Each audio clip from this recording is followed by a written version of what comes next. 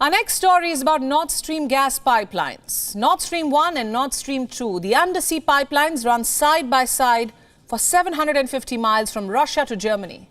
Both of them run through the Baltic Sea. Let me explain now why this is important and why we're talking about it tonight. Before Russia invaded Ukraine, Nord Stream 1 transported cheap Russian gas to Germany. Cheap Russian gas was a big boon for the German economy. Germany also retransported this gas to Western Europe. The Nord Stream essentially was a symbol of heavy European reliance on Russian energy.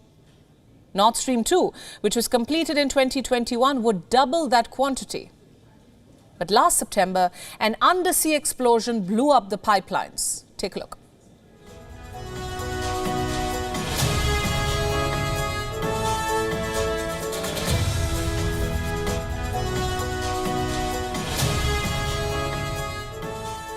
But nobody claimed responsibility for this. The US blames Russia for the undersea sabotage and Russia blamed the United States. But these were all wild allegations. Nobody offered any proof.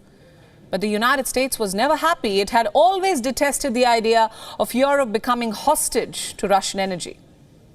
But blowing up the Nord Stream was out of question, at least publicly. It would be an act of war against Russia. But now, almost 6 months down the line, we may have an answer as to what happened. All this courtesy Pulitzer Prize-winning American journalist Seymour Hersh. The report has now been picked by prominent publications, including The Times. And what does Hersh claim? Let me list it out. He says that the US hatched the plot to bomb the energy pipelines. He cites an anonymous source. And as expected, the White House has rejected the report. But several media outlets have picked up Hersh's claims. Let's look at some facts now. Let's revisit the path of the Nord Stream pipelines. The Nord Stream begins in Vyborg. This is a Russian port at the Baltic Sea. The Nord Stream passes through the exclusive economic zones of 5 nations: Russia, Finland, Sweden, Denmark, Germany. The Nord Stream ends at the German port of Greifswald. And as for the Nord Stream 2, it starts from the Russian port of Ust-Luga. It traces an almost similar route and it runs till Greifswald. So the subsea bombing of the Nord Stream happened near the Danish island of Bornholm. Coming back to the claims. According to Hersh, the entire operation was led by Jake Sullivan. He happens to be Biden's national security advisor. Look at the timeline on your screens. The planning allegedly began in December 2021. That's when the first meeting was convened in Washington, D.C. So who all were involved? Hersh claims officials from the CIA, the Joint Chiefs of Staff, State Department officials. After weeks of brainstorming, divers trained at the U.S. Navy's Diving and Salvage Center in Panama City were handpicked to execute the job. Why them?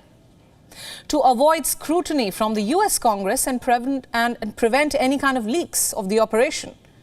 It was a highly secretive mission. Once again, these are all Hersh's claims. Further, Hersh says that the entire operation was a multi-nation effort. The US enlisted Norway's help to fulfill the plan. But why Norway?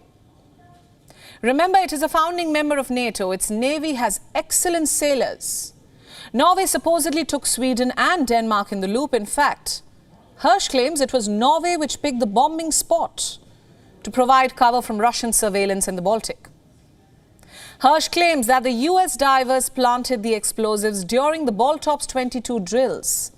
Remember, these are annual naval drills in the Baltic Sea, and the multinational drills are led by the US Navy. The drills also involve NATO countries. But the decision to detonate the bomb was deferred. That's what Hersh's report says.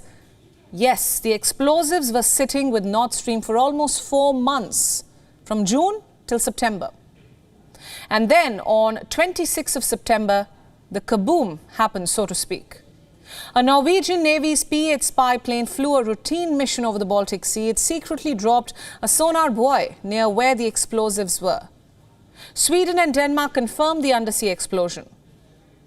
Meanwhile, the US reaction was sort of celebratory. Here's what the State Secretary Blinken said back then. It's a tremendous opportunity to once and for all remove the reliance on Russian energy and thus to take away from Vladimir Putin the weaponization of energy as a means of advancing his imperial designs. That's what Blinken said.